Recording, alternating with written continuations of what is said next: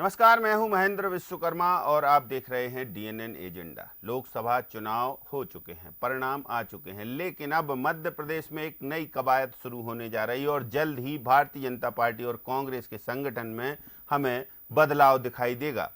सरकार में भी बदलाव दिखाई दे सकता है, लेकिन आज हम बात करेंगे कि कांग्रेस और भाजपा के संगठन में क्यों बदलाव होना है, आखिर क्या है उसके कारण, और कांग्रेस बुरी तरह पराजित होने के बाद क्या अब जमीनी स्तर से अपनी जमावट और कसावट शुरू करने जा रही है। इस बात के संकेत भी जीतू पटवारी यानी कांग्रेस के प्रदेश अध्यक्ष ने दे दिए हैं। तो भारतीय जनता पार्टी के संगठन में इसलिए भी बदलाव देखने को मिलेगा क्योंकि उनके प्रदेश अध्यक्ष दूसरी बार सांसद बन चुके हैं और अपना कार्यकाल भी पूरा कर चुके हैं। इसके अलावा लोकसभा चुनाव के दौरान जो कांग्रेस के कार्यकर्ता और विधायक, बाकी तमाम सारे सीनियर लीडर जो भारतीय जनता पार्टी का हिस्सा बने, उनको कैसे एडजस्ट किया जाएगा। सबसे बड़ा टास्क होगा कि जिन 8 सांसदों के टिकट भारतीय जनता पार्टी ने काट दिए थे, वो 8 सांसद अब पूर्व सांसद हो गए हैं, उनको कैसे एडजस्ट पार्टी में किया जाएगा। कांग्रेस की सबसे बड़ी समस्या और मुश्किल यही है कि जीतू पटवारी जब से प्रदेश अध्यक्ष बने हैं तब से संगठन पूरा भंग तो जरूर हो गया था मध्य प्रदेश का, लेकिन एकला चलो की नीति से वो चल रहे थे। उन्हें उम्मीद थी कि कुछ लोकसभा चुनाव में कांग्रेस को कुछ करंट मिलेगा और जीतू पटवारी की वाहवाही होगी, लेकिन यहां मामला दूसरा हो गया, मामला उलट गया और जीतू पटवारी को आखिर में यही कहना पड़ा कि इस हार की जिम्मेदार हम हैं।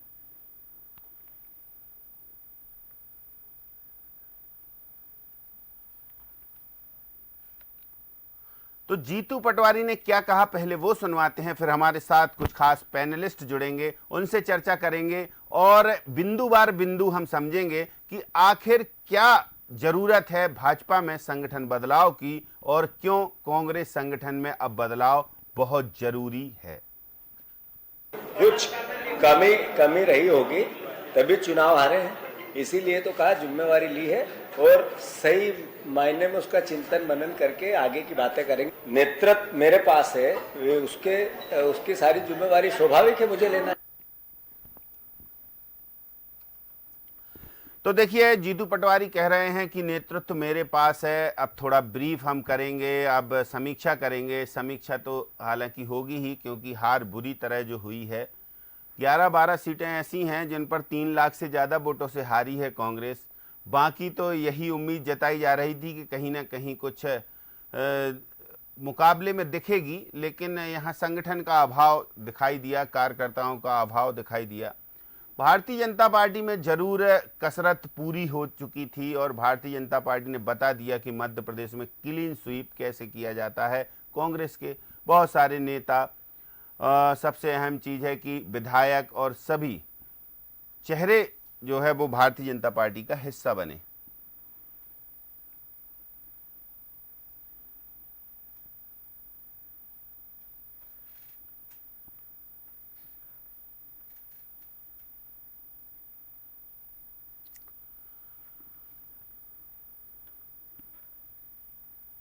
तो एक और बात इसमें खास है कि देखिए 3 विधानसभा चुनाव भी हो सकते हैं। हालांकि अभी तीनों विधायकों में से सिर्फ एक ने अपने पद से इस्तीफा दिया है, बाकी 2 ने नहीं दिया है, और राज्यसभा का चुनाव भी हो सकता है क्योंकि ज्योतिरादित्य सिंधिया अब निर्वाचित सांसद यानी लोकसभा मेंबर हैं। अब राज्यसभा की उनकी जो सीट है वो खाली होगी।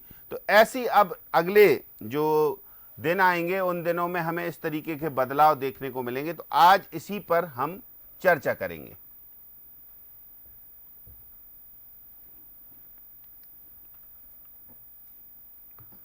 हमारे साथ कुछ खास पैनलिस्ट हैं, परिचय कराते हैं। स्टूडियो में मौजूद हैं रवि अवस्थी जी, पॉलिटिकल एडिटर हैं। खिलावन चंद्राकर जी हमारे साथ हैं, वरिष्ठ पत्रकार हमारे साथ जुड़े हुए हैं। भानु चौबे सर, वरिष्ठ पत्रकार, आप तीनों का बहुत स्वागत है। भानु चौबे सर, अब हो गए लोकसभा चुनाव, अब क्या लगता है कि भारतीय जनता पार्टी और कांग्रेस के संगठन में बदलाव दिखेगा, सरकार में कुछ बदलाव दिखेगा, क्या कुछ अब गतिविधियां बढ़ेंगी? मध्य प्रदेश के लिहाज से हम पूरी बात करेंगे आज। तो मध्य प्रदेश के लिहाज से सरकार में कहीं ऐसा लगेगा कि उठापटक हो रही है या संगठन जो बीडी शर्मा का कार्यकाल पूरा हो गया है और बाकी के तमाम सारे जो नेता आए हैं कांग्रेस से भाजपा में, उनको कहीं कोई फिट एडजस्टमेंट की गुंजाइश बनाएंगे भारतीय जनता पार्टी के आला कमान, या फिर जो 8 सांसद घर बिठा दिए गए थे उनमें सक्रियता देखकर उनको संगठन में कोई जवाबदेही या कहीं सरकार में हिस्सेदारी, कुछ पद जो खाली पड़े हों, क्या लगता है? महेंद्र जी, वीडी शर्मा प्रदेश भाजपा अध्यक्ष का जहां तक सवाल है, कार्यकाल पूरा हुआ है, इसलिए बदलाव को पूरी तरह चुनाव से या किसी नतीजे से नहीं जोड़ा जा सकता। वो एक स्वाभाविक प्रक्रिया है पार्टी की। वो उनको आगे के कार्यकाल के लिए फिर से मनोनीत भी कर सकते हैं।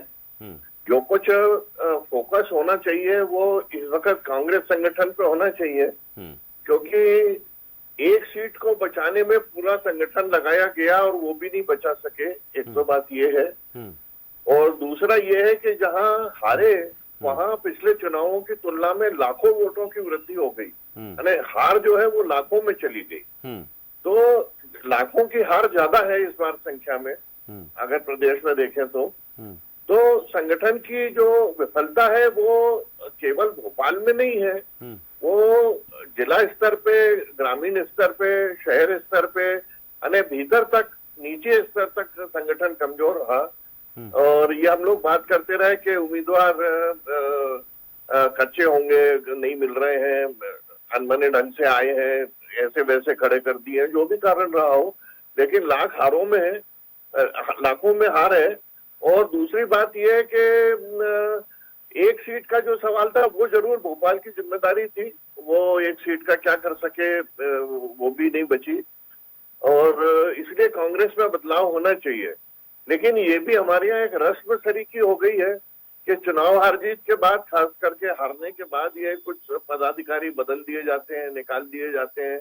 आप जीतू पटवारी जी के बयान पे गौर करिए, मुझे जिम्मेदारी लेनी चाहिए।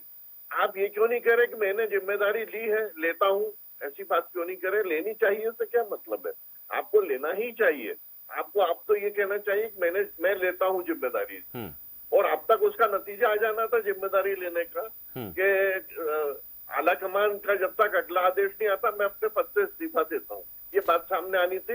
ये पुराने जमाने का ये स्तर रहा है राजनीति का जी। तो ऐसा नहीं हुआ। इसका मतलब है कि अभी भी कांग्रेस में वो जो रोग है पार्टी पदों का और जो आपसी गुटों का और अपने अहंकार का, वो अभी गया नहीं है। और मुझे लगता है कि ये फेरबदल में भी वही समस्या आएगी जो पहले आती रही है, और फिर ऐसा कोई रस्मी रिवाजी फेरबदल हो जाएगा जिसका कोई अर्थ नहीं है। ठीक, खिलावन चंद्राकर जी, क्या लगता है? देखिए, लोकसभा चुनाव के दौरान 3 विधायक कांग्रेस के भारतीय जनता पार्टी में शामिल हुए, महापौर से लेके तमाम सारे जनप्रतिनिधि, कार्यकर्ता, दावा तो लाखों का किया गया, लेकिन इनको एडजस्ट करने की अब जो सही समय आ गया है कि अब लोकसभा चुनाव हो गए हैं। भाई, अभी तक तो लोकसभा चुनाव में व्यस्त थे तो कुछ कह नहीं सकते थे वो, लेकिन अब ये चुनौती होगी भारतीय जनता पार्टी के नेताओं के लिए।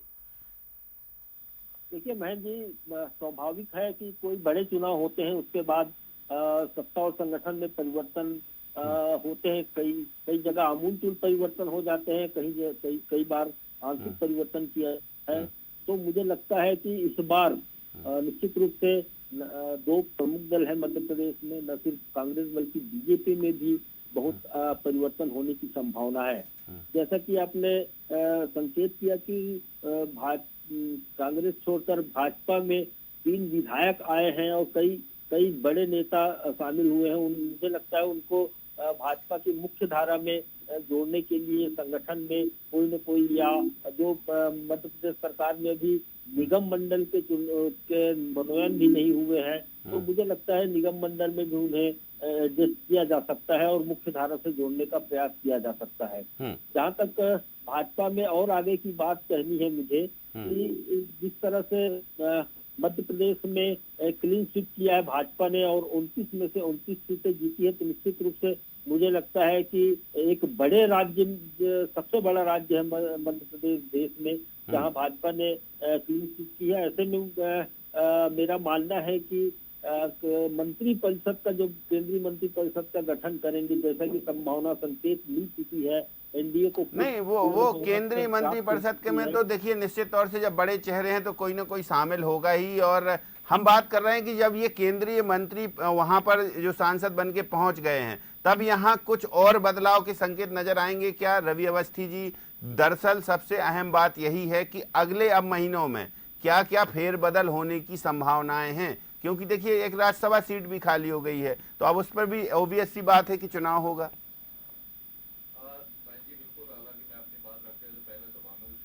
बधाई दूंगा कि उन्होंने जो पिछली चर्चाओं के दौरान एग्जैक्ट ये बात कही थी कि मध्य प्रदेश में हो सकता है 29 की 29 सीट आ जाए बीजेपी को, और वाकई में उन्होंने हाँ, ये तो है भानु चौबे सर ने जो कहा था वो दिखाई दे रहा है। नहीं, मुझे याद है उन्होंने कहा था कि छिंदवाड़ा भी चली जाए तो कोई बड़ी बात नहीं, और वैसे ही हुआ। आप देखिए, लेकिन महेंद्र जी जो बदलाव की बात हो रही तो स्वाभाविक तौर पर जैसे चौबे जी ने कहा कि अब चूंकि बीडी शर्मा का कार्यकाल तो 1 साल पहले ही पूरा हो गया था, पिछले साल 2023 में। अब सवाल ये है कि वो तो वैसे ही एक्सटेंशन पर चल रहे हैं, दूसरी बार सांसद भी चुन लिए गए हैं, भारी बहुमत से जीते हैं, तो स्वाभाविक तौर पर केंद्र में उनका वजन बढ़ने की संभावना है। और ऐसी स्थिति में मध्य प्रदेश के संगठन में फेरबदल मतलब अध्यक्ष पद पर हो सकता है। अब सवाल ये है कि अध्यक्ष कौन बनता है, उसके लिहाज से नई टीम बनेगी, तो एक तरीके से भाजपा के लिए तो ये कहा जा सकता है। लेकिन जहाँ तक दूसरी बात ये है कांग्रेस की, तो कांग्रेस को लेकर अब सवाल उठने ही लगे हैं, और अभी तो चूंकि कोई बड़ी बैठक हुई नहीं है इसीलिए वो बात नहीं उठी है। लेकिन निश्चित तौर पर जो प्रदेश अध्यक्ष हैं उनको लेकर सवाल उठेंगे, हालांकि भले ही अपनी जिम्मेदारी ले रहे हैं वो हार की, लेकिन कहीं ना कहीं वो बात उठेगी ही कि भाई जब इनके नेतृत्व में इतने सारे कार्यकर्ता, इतने नेता अगर पलायन कर गए, चुनाव हारना तो ठीक है, उससे पहले आप देखिए कि संगठन को बड़ा नुकसान हो चुका है। उन तमाम बातों को लेकर, हालांकि देखिए इस बीच दोनों नेताओं ने, दोनों का इसलिए कह रहा हूँ कि उमंग सिंगार भी उसमें कहीं ना कहीं शामिल है, वो भी नेता प्रतिपक्ष के पद पर है, तो दोनों युवा नेताओं ने पहले ही एक बार एक दूसरे का इंटरव्यू लेकर सफाई दी, फिर एक बार प्रेस कॉन्फ्रेंस करके दोनों ने अलग अलग सफाई दी, तो वो सफाई वास्तव में नहीं। लेकिन जीतू पटवारी तो कह रहे हैं ना कि हम बिल्कुल नए सिरे से पूरी कांग्रेस बदल देंगे। वो परिणाम आने से पहले क्या जो मैं सफाई देनी थी, तो मतलब उनके मन में पहले से ही ये बात का उनको एहसास था कि कुछ गड़बड़ है और हमें सफाई देनी चाहिए। और अब चूंकि बिल्कुल मैदान साफ ही हो गया है, तो अब तो बड़ी जिम्मेदारी बनती है। मैदान साफ हो गया है तो पहले तो वो कह ही चुके हैं कि जो चले गए वो ठीक है, कम से कम लेकिन अब हमारे यहाँ से चले गए तो ठीक हुआ, अब नए सिरे से कुछ हम रखेंगे। दोनों तरफ से मैदान साफ है, संगठन में भी मैदान साफ हो रहा है और इधर सीटें भी सब साफ हो गई है, तो मुझे लगता है कि बड़ी जिम्मेदारी निश्चित तौर पर चौबे जी ने सही कहा कि उन्हें तो इस्तीफा दे ही देना चाहिए। और लेकिन अभी उन्होंने एक प्रेस कॉन्फ्रेंस की थी जब तक परिणाम नहीं आए थे उसके पहले, कि हमें विपरीत परिस्थितियों में हमने चुनाव लड़ा, हालात ठीक नहीं थे, तो ये पहले से ही सब तो महेंद्र जी देखिए, जो भी विपक्षी दल है उसके लिए विपरीत परिस्थितियां ही होती है। अगर भाजपा विपक्ष में होती तो उसके लिए भी विपरीत परिस्थिति होती, जो सत्ता में होता है उसके लिए थोड़ी बहुत एक अनुकूल परिस्थितियां हो सकती है। बाकी तो जो विपक्ष में, अब इतना बड़ा विपक्षी गठबंधन ने पूरे देश में चुनाव लड़ा, 204 सीट लाए, तो कितना विपक्ष मतलब प्रतिकूल। आधे तो वैसे भी साफ हो गए हैं भानु चौबे सर कांग्रेस के, अब आधे बचे हैं, उनको भी कैसे साफ करेंगे कि जो जिम्मेदार चेहरे हैं या जो सक्रिय नहीं हुए हैं, क्या मूल्यांकन होगा कि जीतू पटवारी फिर से अब वैसा ही करेंगे जैसे कमलनाथ जी लेटर पैड रखे थे विधानसभा चुनाव के दौरान, जो आया उसमें नाम लिख दिया, महामंत्री जो आया उसमें जो भी लिखना हो और दे दिए। देखिए, कांग्रेस में अब किसी सतही सर्जरी से बात बनेगी नहीं। कांग्रेस में आमूलचूल परिवर्तन, डीप सर्जरी करनी पड़ेगी, और वो केवल ये चेहरे बदल देने से, पदाधिकारी बदल देने से बात नहीं बनती है, क्योंकि आपके सामने चुनौती है गांव तक के संगठन को सक्रिय करने की, जो बिल्कुल मृत प्राय है, बिल्कुल एकदम। और दूसरी बात ये है कि जो बयानबाजी अब हो रही है, ये हम जानते हैं, इसको कहने की आवश्यकता नहीं है, और पहले भी कहा गया है, सबको मालूम है। मैं कहूँ कि पिछले चुनाव में भी ऐसे ही कहा गया था, उनको तब भी मालूम था।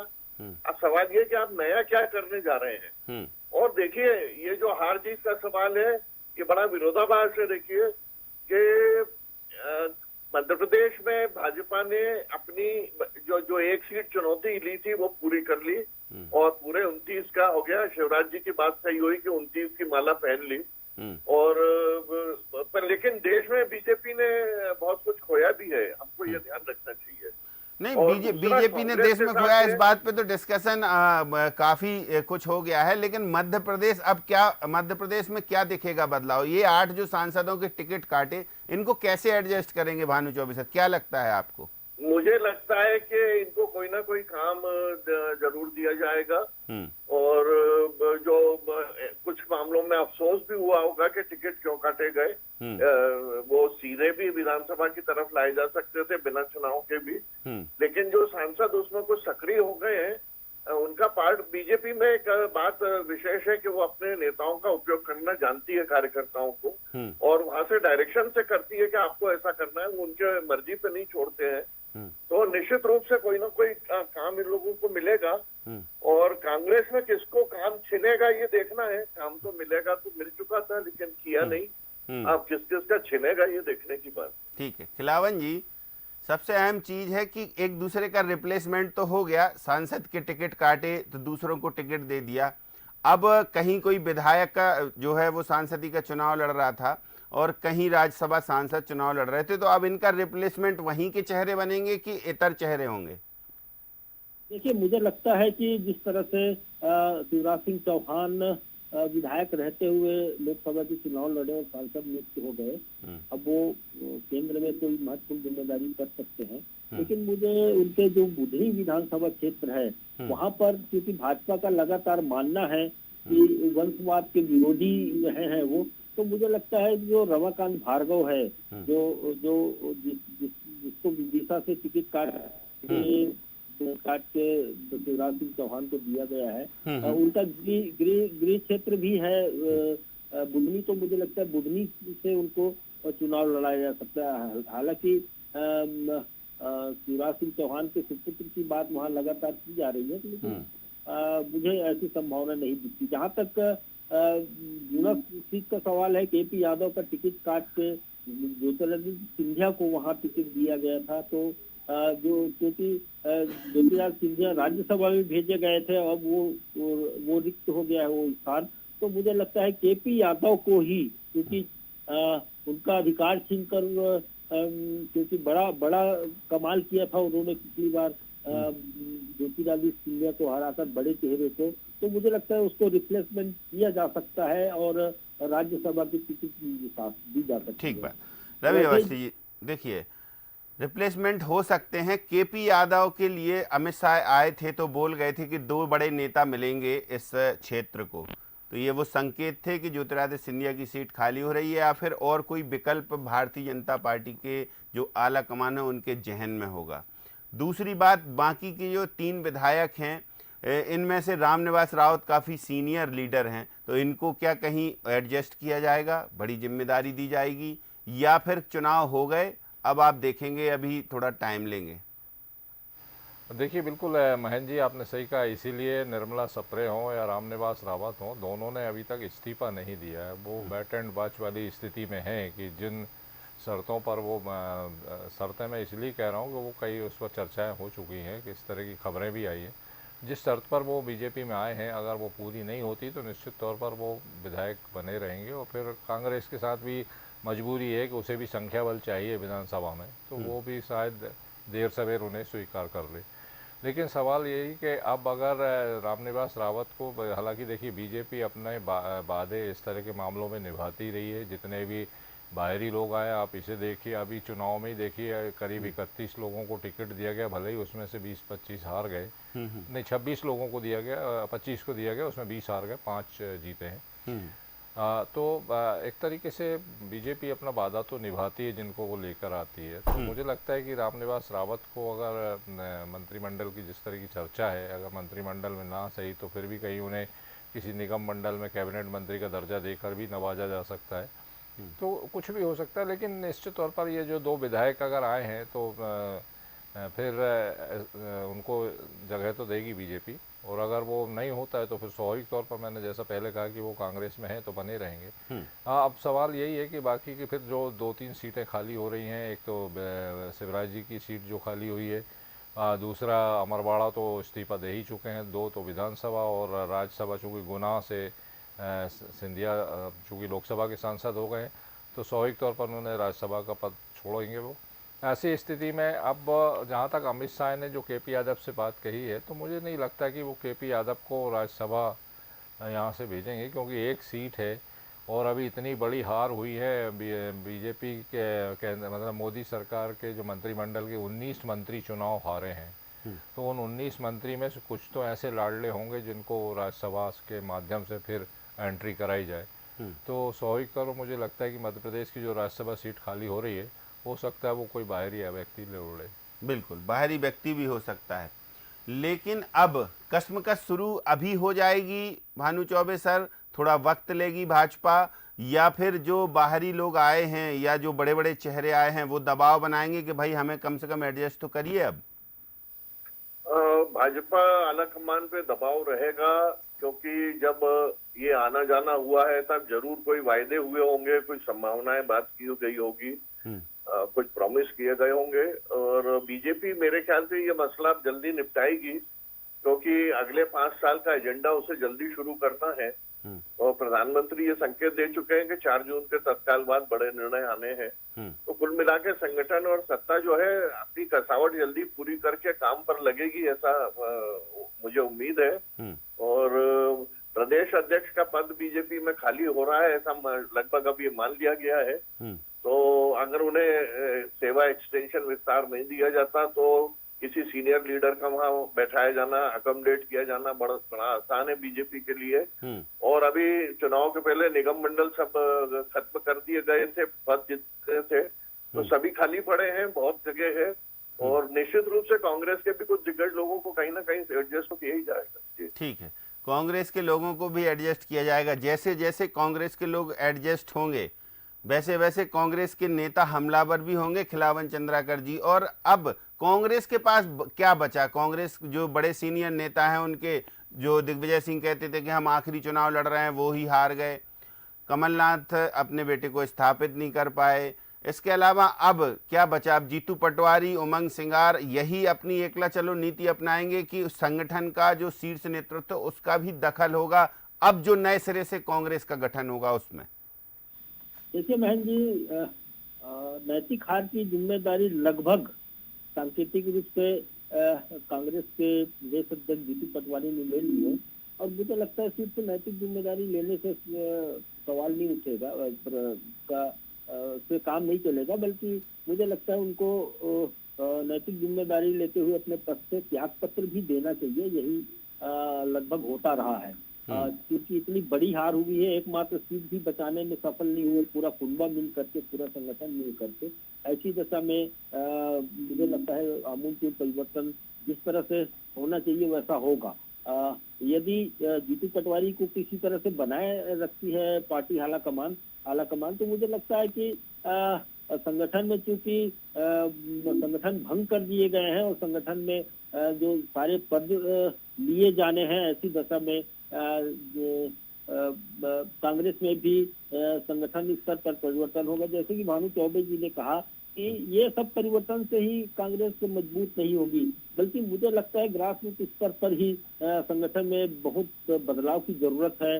और जो निष्क्रिय लोग हैं, जो जिला स्तर पर, ब्लॉक स्तर पर कार्यकर्ता जो है बहुत सक्रियता नहीं दिखा पाए, उनकी पहचान करके ऐसे लोगों को बदल के न सिर्फ ग्रास रूट स्तर पर संगठन को मजबूत करने का प्रयास किया जाना चाहिए। तभी मुझे लगता है कि आने वाले जो उपचुनाव हैं या जो एक सशक्त विपक्ष की भूमिका में रहना है कांग्रेस को, तो मुझे लगता है इस तरह का कुछ ना कुछ तो बदलाव करना पड़ेगा। भानु चौबे सर, ऐसा नहीं लगता है कि अब कांग्रेस में, चलिए ये तो कह रहे हैं हम बदलाव करेंगे, बदलाव करने के दौरान कुछ ऐसे चेहरे शामिल होंगे जो घर बैठे हैं, जिन्होंने काम नहीं किया है, जो नाराज हैं, या फिर कुछ नए चेहरे जुड़ेंगे? और नए चेहरे इन विपरीत हालातों में जब हार लगातार, तो फिर कैसी दरकार?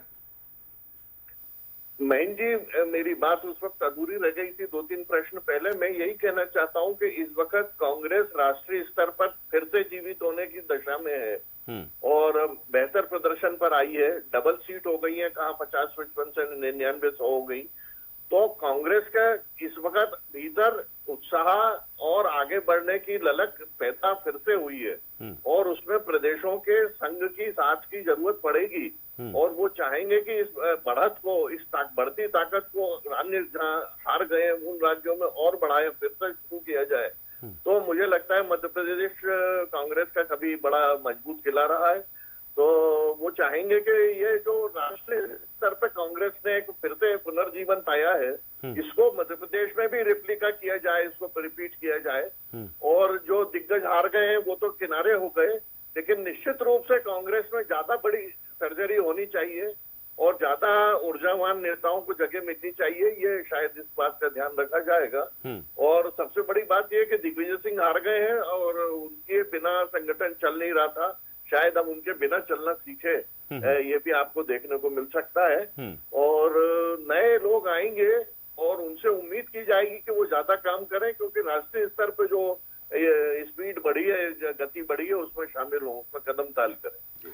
चलिए तो देखेंगे क्या बदलाव होता है। और अब तो शुरुआत हो ही जाएगी, क्योंकि लोकसभा चुनाव हो गए हैं।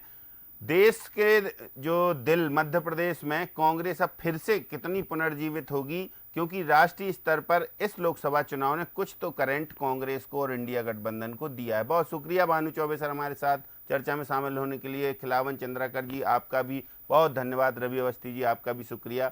तो देखते हैं आगे आगे होता है क्या, और बदलाव पहले भाजपा में शुरू होता है या कांग्रेस में शुरू होता है, कैसे मिलते हैं कार्यकर्ता, कैसे जोड़ेंगे, क्या बदलाव होगा, क्या जो घर बिठाए थे लोकसभा में चेहरे उनको फ्रंट फुट पे लाएंगे या कोई जिम्मेदारी देंगे, काम का मूल्यांकन होता है या फिर और कुछ समीकरण सेट करती है भाजपा और कांग्रेस। तो फिलहाल एजेंडा में इतना ही, मुझे दीजिए इजाजत, नमस्कार।